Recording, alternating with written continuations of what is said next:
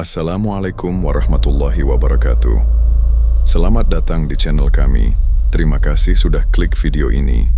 Jangan lupa untuk like, komen, dan subscribe agar kamu tidak ketinggalan kisah-kisah horor penuh misteri lainnya. Dukung terus channel ini supaya kami bisa terus menghadirkan cerita-cerita menyeramkan yang bikin merinding. Pelabuhan Ratu, Sukabumi dikenal sebagai salah satu titik perairan yang subur di selatan Jawa. Lautnya sering membawa rezeki, tapi juga misteri. Warga setempat percaya bahwa Laut Selatan bukan sekadar tempat menangkap ikan. Ada batas yang tak boleh dilewati, ada malam yang tak boleh disepelekan, dan ada perjanjian yang tak boleh dibuat sembarangan.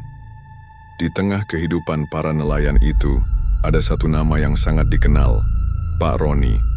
Usianya sudah hampir kepala 5, kulitnya gelap terbakar, matahari dan matanya tajam seperti orang yang bisa membaca angin.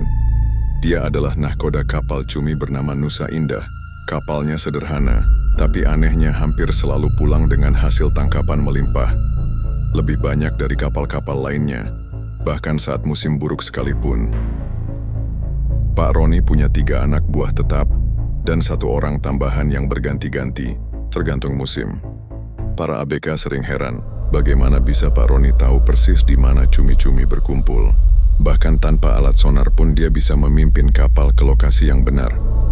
Sebagian orang memujinya sebagai pelaut ulung, tapi sebagian lain mulai berbisik-bisik jangan-jangan Pak Roni pakai cara lain. Sudah beberapa bulan belakangan, warga mulai melihat perubahan pada dirinya. Ia sering menyendiri di tepi dermaga menjelang maghrib, membakar dupa laut, dan melantunkan sesuatu yang seperti mantra. Ada yang melihatnya membawa bunga melati dan kendi kecil, lalu meletakkannya ke laut saat bulan purnama. Tapi tidak ada yang berani menegurnya secara langsung. Semua hanya bisa menduga-duga hingga malam itu datang. Hari itu, Kamis malam menjelang Jumat Kliwon. Langit tampak gelap sejak sore meski tak ada ramalan badai. Pak Roni bersikeras tetap melaut. Laut justru kasih hadiah kalau kita tahu caranya, katanya kepada anak buahnya. Para ABK sempat menolak halus, tapi Roni bersikeras. Akhirnya mereka berangkat sekitar jam 8 malam. Tak ada yang tahu pasti apa yang terjadi di tengah laut malam itu. Yang jelas keesokan harinya kapal Nusa Indah ditemukan mengapung di perairan sekitar Pulau Kunti, dalam kondisi mesin mati dan layar rusak. Semua ABK ditemukan dalam keadaan lemas, basah dan ketakutan. Tapi Pak Roni menghilang. Tidak ada jejak, tidak ada tubuh, bahkan pelampungnya pun tidak ditemukan. Berita itu menyebar cepat di Pelabuhan Ratu. Warga gempar. Istri Pak Roni, Bu Warti, tak percaya. Ia terus menunggu di bibir dermaga berharap suaminya pulang. Tapi hari berganti hari, tubuh Roni tak pernah ditemukan. Yang membuat warga makin bingung.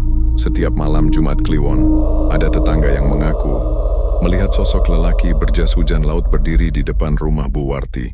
Kadang hanya diam, kadang menatap jendela, kadang duduk di kursi tamu di teras dan menghilang menjelang subuh. Dan itulah awal dari kisah ini. Kisah tentang seorang nahkoda yang terlalu berani menantang batas, melakukan perjanjian yang tak semestinya, dan akhirnya menjadi bagian dari rahasia gelap Laut Selatan. Beberapa hari setelah kapal Nusa Indah ditemukan terombang-ambing tanpa nahkoda, 3 orang anak buah kapal, ABK, yang ikut dalam pelayaran malam itu akhirnya bersedia buka suara. Awalnya mereka menolak bicara, bahkan terlihat trauma berat.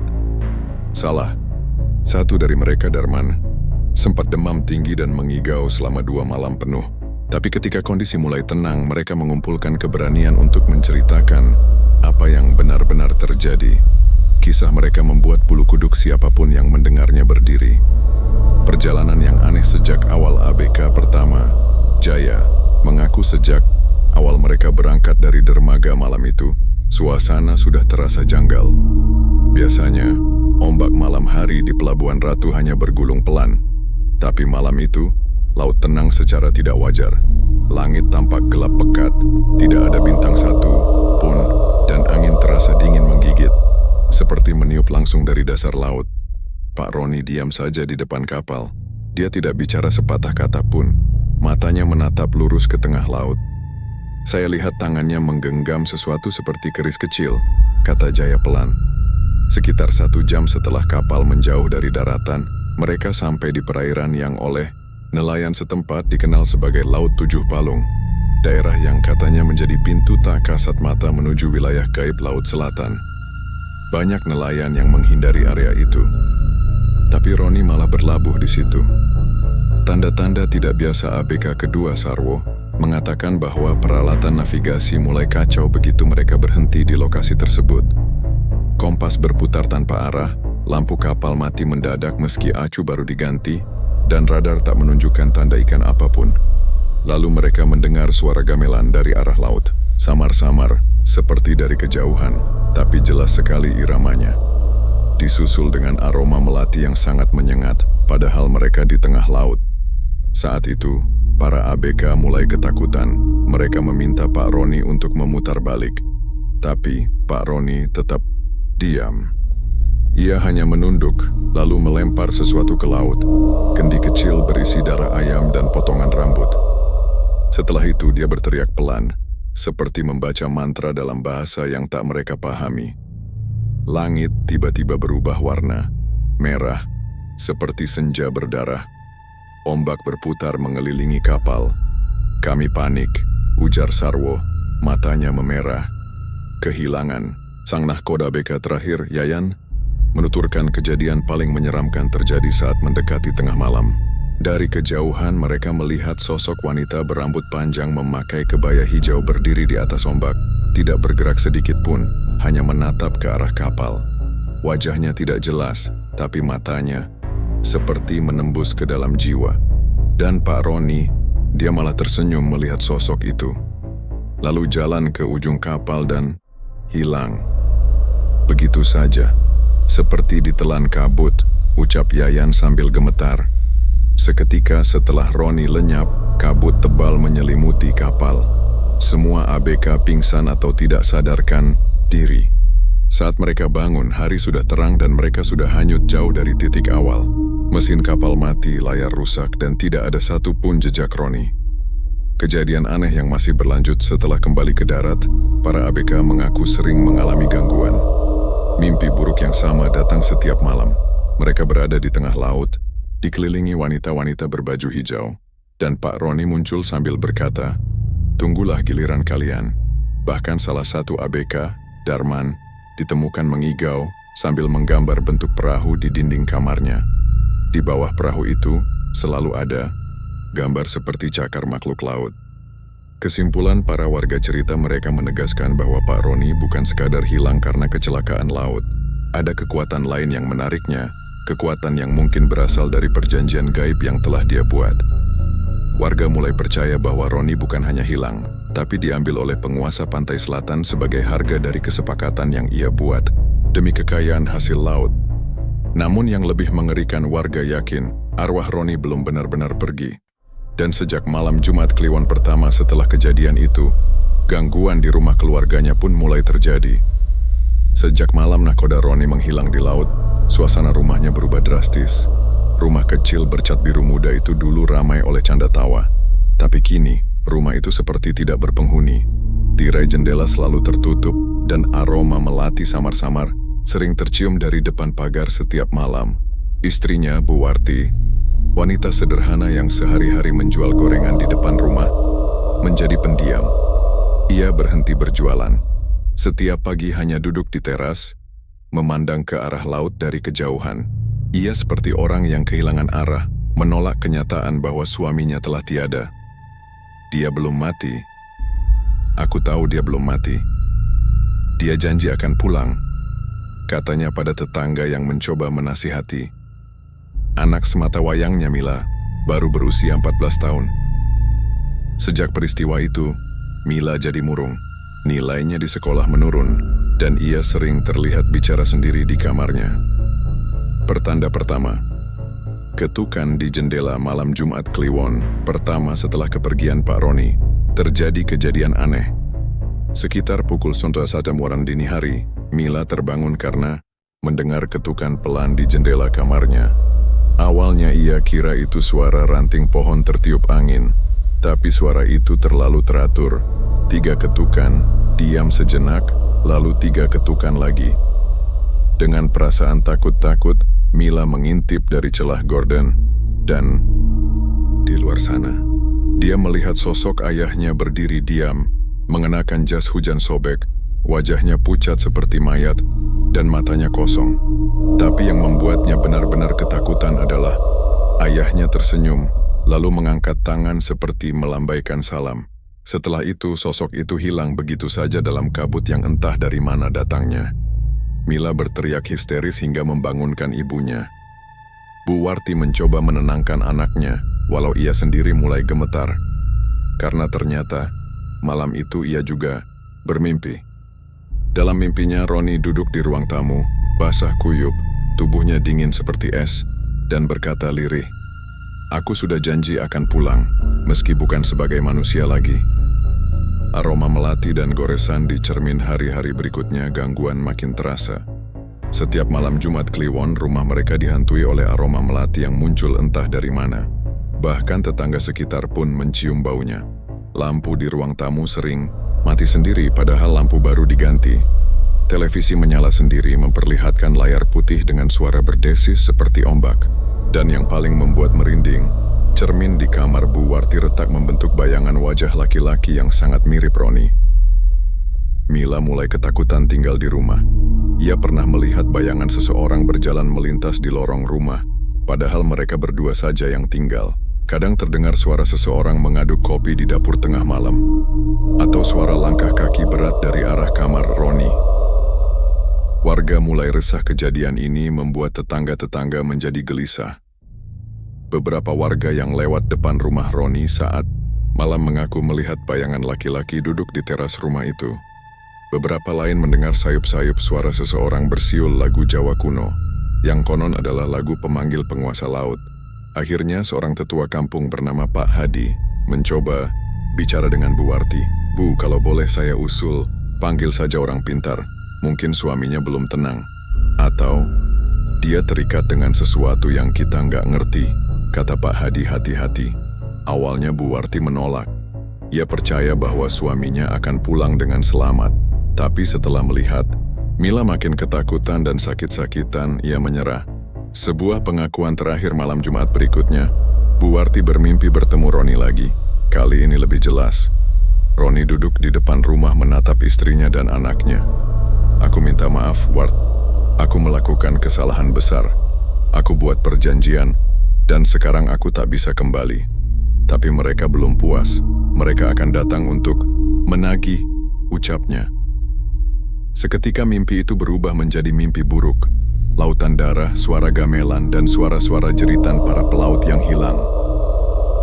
Bu Warti terbangun dengan keringat dingin, dan sejak saat itu ia percaya Roni memang sudah pergi. Tapi arwahnya belum benar-benar bebas.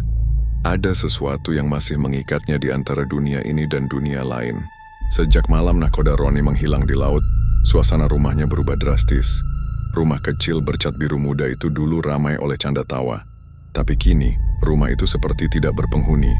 Tirai jendela selalu tertutup, dan aroma melati samar-samar sering tercium dari depan pagar setiap malam. Istrinya, Bu Warti, wanita sederhana yang sehari-hari menjual gorengan di depan rumah, menjadi pendiam. Ia berhenti berjualan.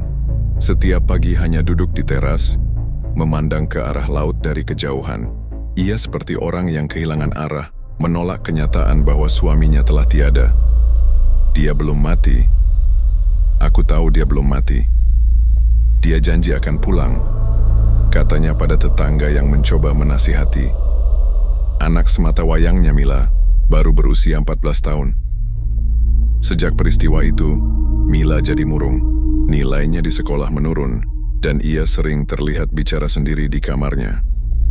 Pertanda pertama, ketukan di jendela malam Jumat Kliwon pertama setelah kepergian Pak Roni. Terjadi kejadian aneh. Sekitar pukul 1 dini hari, Mila terbangun karena mendengar ketukan pelan di jendela kamarnya. Awalnya ia kira itu suara ranting pohon tertiup angin, tapi suara itu terlalu teratur. 3 ketukan, diam sejenak, lalu 3 ketukan lagi. Dengan perasaan takut-takut, Mila mengintip dari celah gorden, dan Di luar sana, dia melihat sosok ayahnya berdiri diam, mengenakan jas hujan sobek, wajahnya pucat seperti mayat, dan matanya kosong. Tapi yang membuatnya benar-benar ketakutan adalah ayahnya tersenyum, lalu mengangkat tangan seperti melambaikan salam. Setelah itu, sosok itu hilang begitu saja dalam kabut yang entah dari mana datangnya. Mila berteriak histeris hingga membangunkan ibunya. Bu Warti mencoba menenangkan anaknya, walau ia sendiri mulai gemetar. Karena ternyata, malam itu ia juga bermimpi. Dalam mimpinya, Roni duduk di ruang tamu, basah kuyup, tubuhnya dingin seperti es, dan berkata lirih, "Aku sudah janji akan pulang, meski bukan sebagai manusia lagi." Aroma melati dan goresan di cermin hari-hari berikutnya gangguan makin terasa. Setiap malam Jumat Kliwon, rumah mereka dihantui oleh aroma melati yang muncul entah dari mana. Bahkan tetangga sekitar pun mencium baunya. Lampu di ruang tamu sering mati sendiri padahal lampu baru diganti. Televisi menyala sendiri memperlihatkan layar putih dengan suara berdesis seperti ombak. Dan yang paling membuat merinding, cermin di kamar Bu Warti retak membentuk bayangan wajah laki-laki yang sangat mirip Roni. Mila mulai ketakutan tinggal di rumah. Ia pernah melihat bayangan seseorang berjalan melintas di lorong rumah, padahal mereka berdua saja yang tinggal. Kadang terdengar suara seseorang mengaduk kopi di dapur tengah malam, atau suara langkah kaki berat dari arah kamar Roni. Warga mulai resah. Kejadian ini membuat tetangga-tetangga menjadi gelisah. Beberapa warga yang lewat depan rumah Roni saat malam mengaku melihat bayangan laki-laki duduk di teras rumah itu. Beberapa lain mendengar sayup-sayup suara seseorang bersiul lagu Jawa kuno, yang konon adalah lagu pemanggil penguasa laut. Akhirnya seorang tetua kampung bernama Pak Hadi mencoba bicara dengan Bu Warti. "Bu, kalau boleh saya usul, panggil saja orang pintar. Mungkin suaminya belum tenang. Atau dia terikat dengan sesuatu yang kita nggak ngerti," kata Pak Hadi hati-hati. Awalnya Bu Warti menolak. Ia percaya bahwa suaminya akan pulang dengan selamat. Tapi setelah melihat Mila makin ketakutan dan sakit-sakitan, ia menyerah. Sebuah pengakuan terakhir malam Jumat berikutnya, Bu Warti bermimpi bertemu Roni lagi. Kali ini lebih jelas. Roni duduk di depan rumah menatap istrinya dan anaknya. "Aku minta maaf, Ward. Aku melakukan kesalahan besar. Aku buat perjanjian, dan sekarang aku tak bisa kembali. Tapi mereka belum puas. Mereka akan datang untuk menagih," ucapnya. Seketika mimpi itu berubah menjadi mimpi buruk. Lautan darah, suara gamelan, dan suara-suara jeritan para pelaut yang hilang. Bu Warti terbangun dengan keringat dingin, dan sejak saat itu ia percaya Roni memang sudah pergi. Tapi arwahnya belum benar-benar bebas. Ada sesuatu yang masih mengikatnya di antara dunia ini dan dunia lain. Sejak malam nakoda Roni menghilang di laut, suasana rumahnya berubah drastis. Rumah kecil bercat biru muda itu dulu ramai oleh canda tawa. Tapi kini, rumah itu seperti tidak berpenghuni. Tirai jendela selalu tertutup, dan aroma melati samar-samar sering tercium dari depan pagar setiap malam. Istrinya, Bu Warti, wanita sederhana yang sehari-hari menjual gorengan di depan rumah, menjadi pendiam. Ia berhenti berjualan. Setiap pagi hanya duduk di teras, memandang ke arah laut dari kejauhan. Ia seperti orang yang kehilangan arah, menolak kenyataan bahwa suaminya telah tiada. Dia belum mati. Aku tahu dia belum mati. Dia janji akan pulang, katanya pada tetangga yang mencoba menasihati. Anak semata wayangnya Mila baru berusia 14 tahun. Sejak peristiwa itu, Mila jadi murung. Nilainya di sekolah menurun, dan ia sering terlihat bicara sendiri di kamarnya. Pertanda pertama, ketukan di jendela malam Jumat Kliwon pertama setelah kepergian Pak Roni. Terjadi kejadian aneh. Sekitar pukul 1 dini hari, Mila terbangun karena mendengar ketukan pelan di jendela kamarnya. Awalnya ia kira itu suara ranting pohon tertiup angin, tapi suara itu terlalu teratur. 3 ketukan, diam sejenak, lalu 3 ketukan lagi.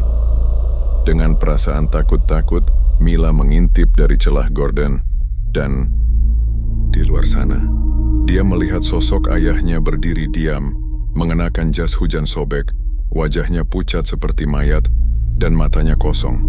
Tapi yang membuatnya benar-benar ketakutan adalah ayahnya tersenyum, lalu mengangkat tangan seperti melambaikan salam. Setelah itu, sosok itu hilang begitu saja dalam kabut yang entah dari mana datangnya. Mila berteriak histeris hingga membangunkan ibunya. Bu Warti mencoba menenangkan anaknya, walau ia sendiri mulai gemetar. Karena ternyata, malam itu ia juga bermimpi. Dalam mimpinya, Roni duduk di ruang tamu, basah kuyup, tubuhnya dingin seperti es, dan berkata lirih, "Aku sudah janji akan pulang, meski bukan sebagai manusia lagi." Aroma melati dan goresan di cermin hari-hari berikutnya gangguan makin terasa.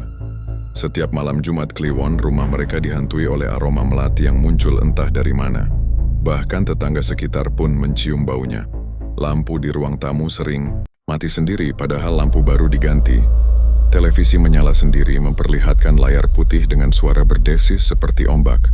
Dan yang paling membuat merinding, cermin di kamar Bu Warti retak membentuk bayangan wajah laki-laki yang sangat mirip Roni. Mila mulai ketakutan tinggal di rumah. Ia pernah melihat bayangan seseorang berjalan melintas di lorong rumah, padahal mereka berdua saja yang tinggal. Kadang terdengar suara seseorang mengaduk kopi di dapur tengah malam, atau suara langkah kaki berat dari arah kamar Roni. Warga mulai resah. Kejadian ini membuat tetangga-tetangga menjadi gelisah. Beberapa warga yang lewat depan rumah Roni saat malam mengaku melihat bayangan laki-laki duduk di teras rumah itu. Beberapa lain mendengar sayup-sayup suara seseorang bersiul lagu Jawa kuno, yang konon adalah lagu pemanggil penguasa laut. Akhirnya seorang tetua kampung bernama Pak Hadi mencoba bicara dengan Bu Warti. "Bu, kalau boleh saya usul, panggil saja orang pintar. Mungkin suaminya belum tenang. Atau dia terikat dengan sesuatu yang kita nggak ngerti," kata Pak Hadi hati-hati. Awalnya Bu Warti menolak. Ia percaya bahwa suaminya akan pulang dengan selamat. Tapi setelah melihat Mila makin ketakutan dan sakit-sakitan, ia menyerah. Sebuah pengakuan terakhir malam Jumat berikutnya, Bu Warti bermimpi bertemu Roni lagi. Kali ini lebih jelas. Roni duduk di depan rumah menatap istrinya dan anaknya. "Aku minta maaf, Wart. Aku melakukan kesalahan besar. Aku buat perjanjian, dan sekarang aku tak bisa kembali. Tapi mereka belum puas. Mereka akan datang untuk menagih," ucapnya. Seketika mimpi itu berubah menjadi mimpi buruk. Lautan darah, suara gamelan, dan suara-suara jeritan para pelaut yang hilang. Bu Warti terbangun dengan keringat dingin, dan sejak saat itu ia percaya Roni memang sudah pergi. Tapi arwahnya belum benar-benar bebas. Ada sesuatu yang masih mengikatnya di antara dunia ini dan dunia lain. Setelah pemutusan perjanjian di Teluk Siluman, hidup Bu Warti dan Mila perlahan kembali tenang. Tapi di hati mereka masih tersisa satu pertanyaan besar. Siapa sebenarnya Kisomo, dukun laut yang dulu membuka jalan Roni menuju perjanjian dengan penguasa pantai selatan? Menurut cerita Mbah Kasan, Kisomo adalah tokoh misterius yang tak banyak diketahui orang. Ia bukan sekadar dukun pesisir biasa. Ia dikenal sebagai pembuka gerbang antara dunia manusia dan alam gaib laut. Bahkan sesama spiritualis pun banyak yang enggan menyebut namanya, apalagi mencari keberadaannya. Tapi Bu Warti merasa ia harus tahu. Ia ingin menghapus jejak sisa-sisa kutukan, dan satu-satunya jalan adalah menemui orang yang dulu menjerumuskan suaminya. Pencarian jejak Kisomo berbekal petunjuk samar dari Mbah Kasan. Bu Warti dan Mila pergi ke sebuah desa terpencil bernama Karangjati, yang letaknya sekitar 2 jam dari Pelabuhan Ratu, menyusuri pesisir selatan. Di sana mereka bertemu dengan nelayan tua bernama Pak Darmo yang pernah mendengar nama Kisomo. Menurut Pak Darmo, Kisomo dulunya tinggal di sebuah pondok kayu tua di atas tebing laut, tepat di titik pertemuan 2 arus laut. Ia jarang muncul ke desa, hanya sesekali terlihat di pasar membeli bunga atau dupa. Orangnya selalu pakai jubah abu-abu, kata Pak Darmo, dan matanya aneh, seperti tidak melihat ke arah kita tapi tembus ke belakang. Dengan rasa penasaran yang kuat, Bu Warti dan Mila ditemani Pak Darmo menuju lokasi pondok Kisomo. Pondok di tebing laut pondok itu masih ada, berdiri miring seperti sudah lama tak berpenghuni. Pintu depannya setengah terbuka, dan dinding-dindingnya dipenuhi rajah-rajah kuno yang ditulis dengan arang laut. Saat mereka masuk, aroma kemenyan lama dan garam laut menusuk hidung.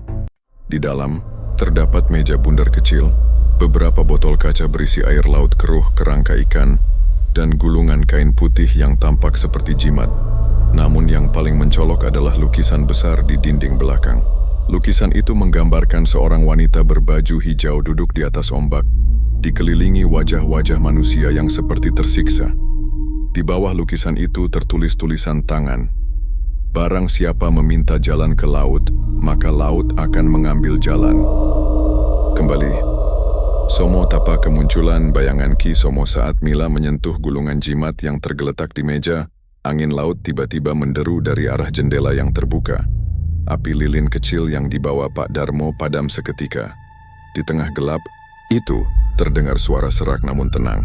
Kalian mencari apa yang seharusnya dibiarkan tenggelam. Dari sudut ruangan, muncul bayangan sosok lelaki tua berjubah abu-abu. Wajahnya tidak jelas, tapi matanya seperti cahaya kuning redup yang menatap tajam. "Engkau Ki Somo?" tanya Bu Warti dengan suara bergetar. Bayangan itu tidak menjawab langsung. Ia melangkah pelan dan tiba-tiba berdiri sangat dekat di depan Mila. "Ayahmu melanggar waktu. Dia datang bukan untuk pengabdian, tapi karena tamak. Dan kalian kini mencampuri jalur yang tak seharusnya disentuh," bisiknya. Mila mundur ketakutan, tapi Bu Warti berdiri di depan anaknya. "Kami hanya ingin bebas dari sisa-sisa kutukan. Kami tak ingin menyimpan warisan dosa ini." Ki Somo memejamkan mata. Udara tiba-tiba jadi sangat dingin. Lalu, ia mengulurkan tangan dan memberikan sebuah kerang laut berwarna hitam legam. "Bawalah ini ke tempat perjanjian pertama dibuat. Kubur di bawah batu, dan bakar dupa dari daun nyur muda. Maka sisa ikatan akan putus. Tapi ingat, jangan sekali-kali kembali ke laut pada malam Jumat Kliwon, atau jalan yang telah tertutup akan terbuka lagi." Setelah itu, tubuh Ki Somo perlahan memudar seperti kabut pagi yang diterpa cahaya matahari. Ia lenyap, seakan tak pernah ada. Sisa jejak yang tersisa Bu Warti dan Mila mengikuti petunjuk itu. Mereka kembali ke Teluk Siluman, mengubur kerang hitam itu dan membakar dupa nyiur seperti yang diperintahkan. Setelah ritual kecil itu selesai, Mila merasa lebih ringan. Sejak saat itu, tidak ada lagi mimpi buruk, tidak ada lagi gangguan gaib, dan suara gamelan pun tidak terdengar lagi dari kejauhan. Pak Darmo kemudian menyarankan agar mereka tidak lagi mendekat ke Laut Selatan, apalagi pada malam-malam keramat. Ki Somo mungkin telah lenyap, tapi alam gaib tidak pernah lupa. Beberapa bulan setelah pemutusan perjanjian dan pertemuan dengan Ki Somo, keadaan mulai tenang. Tapi ada satu teka-teki yang belum benar-benar terpecahkan. Apa sebenarnya yang terjadi di atas kapal Roni saat ia hilang? Jawaban itu perlahan muncul dari mulut para anak buah kapal ABK yang dulu ikut melaut bersama Roni malam itu. Awalnya mereka bungkam, tak ada yang mau bicara. Tapi setelah mendengar kabar bahwa arwah Roni telah dibebaskan dan tak lagi menghantui keluarganya, satu persatu mulai buka suara. Dan cerita mereka bukan kisah biasa. Suara gamelan dan ombak berdarah Roman, salah satu ABK termuda, menceritakan bahwa pada malam Roni menghilang, laut terlihat tidak seperti biasanya. Langit cerah tanpa bintang, dan laut sangat tenang, terlalu tenang hingga terasa aneh. Tiba-tiba sekitar pukul 1 dini hari, mereka mendengar suara gamelan dari tengah laut. Padahal posisi mereka jauh dari daratan, mustahil ada suara manusia di sana. Awalnya mereka mengira itu hanya halusinasi karena lelah, tapi suara itu makin lama makin jelas. Lalu, muncul ombak merah seperti darah menggulung ke arah kapal. Salah, satu ABK bahkan muntah karena mencium bau amis menyengat yang entah dari mana asalnya. Roni, yang saat itu sedang memegang kemudi, justru tampak tenang. Ia menutup mata, mulutnya komat kamit seperti membaca sesuatu. Kami pikir dia berdoa, tapi ternyata dia sedang memanggil sesuatu, kata Rohman. Kemunculan wanita laut tak lama setelah suara gamelan semakin nyaring. Dari sisi kanan kapal muncul sosok wanita berbaju hijau yang melayang di atas air. Rambutnya panjang, mukanya tak jelas karena tertutup kabut. tapi tubuhnya bercahaya samar kehijauan. Anehnya, air laut di sekitar kapal tiba-tiba menjadi hangat, seperti kolam air panas. Salah satu ABK bahkan merasa kakinya tersengat seperti terbakar. Wanita itu menatap ke arah Roni dan tersenyum. Dan tanpa aba-aba, Roni berjalan ke tepi kapal, membuka jaketnya, dan melompat ke laut dengan tenang. Seolah dia tahu itu adalah saatnya. Para ABK panik mencoba mencari Roni dengan senter dan jangkar, tapi air laut kembali tenang, tanpa gelembung, tanpa riak. Seolah-olah tubuh Roni langsung lenyap begitu saja. Penampakan di dalam kapal setelah kejadian itu, suasana di kapal berubah mencekam. Mereka mencoba kembali ke pelabuhan secepat mungkin, tapi GPS mati, kompas berputar-putar tak tentu arah, dan mesin sempat mati total selama hampir 1 jam. Dalam keadaan kacau, satu persatu ABK mulai mengalami halusinasi. Salah satunya melihat Roni berdiri di ruang mesin sambil tersenyum kaku. Yang lain mendengar suara Roni memanggil namanya dari bawah geladak, padahal mereka semua ada di atas. Puncaknya terjadi ketika Heru, ABK tertua, melihat sesosok bayi merangkak di lorong kapal tengah malam. Saat ia dekati, bayi itu perlahan berubah menjadi wanita tua dengan lidah menjulur hingga ke lantai. Heru langsung pingsan. Ketika mereka akhirnya sampai di pelabuhan, semua ABK sepakat untuk tidak pernah bicara soal malam itu lagi. Mereka takut kejadian itu akan berulang jika mereka membocorkannya. Arwah yang belum pergi.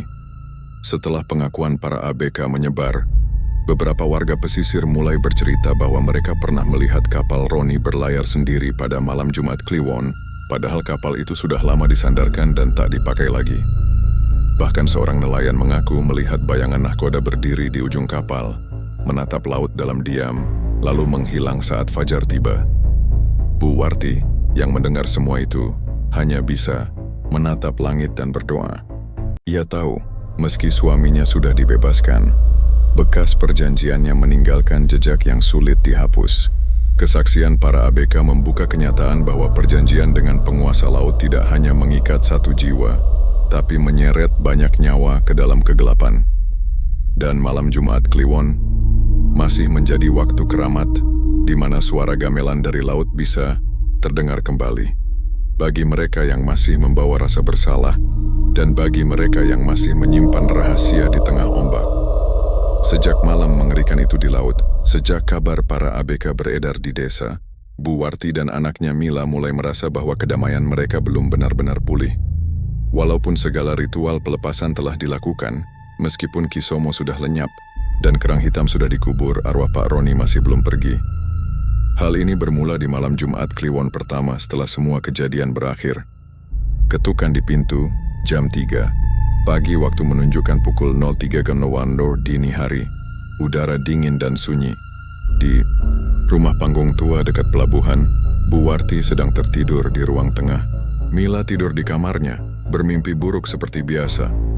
Lalu terdengar ketukan di pintu utama. 3 kali. Pelan, tapi jelas. Tok, tok, tok.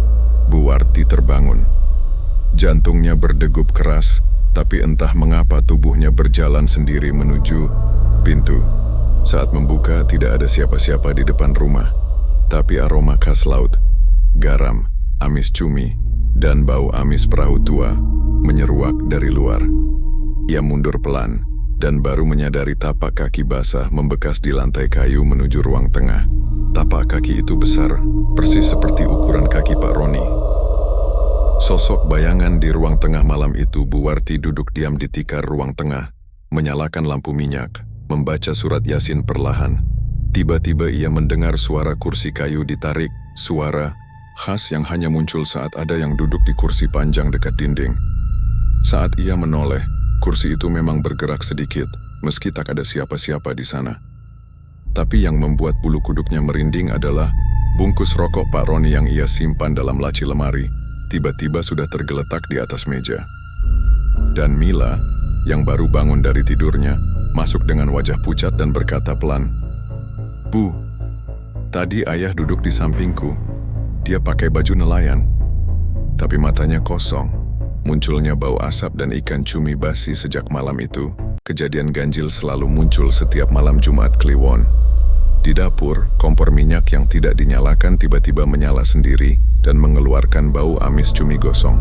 Dinding kamar Mila terkadang terdengar seperti digaruk dari dalam, dan jendela rumah terbuka sendiri meski sudah dikunci.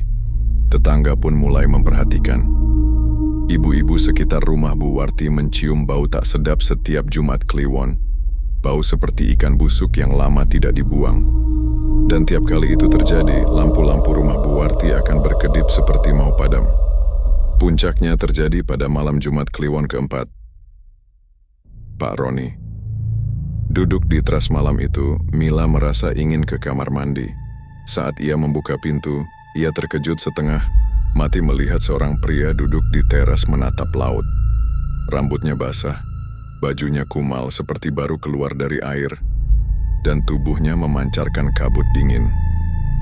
Itu Pak Roni, tapi bukan lagi sebagai manusia. Wajahnya tampak lebih tua, matanya sayu, dan kulit tangannya seperti pucat kehijauan. Ia tidak berbicara, hanya duduk sambil menghisap rokok yang tak pernah menyala.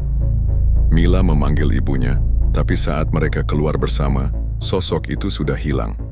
Hanya menyisakan bekas duduk dan genangan air laut kecil di lantai teras.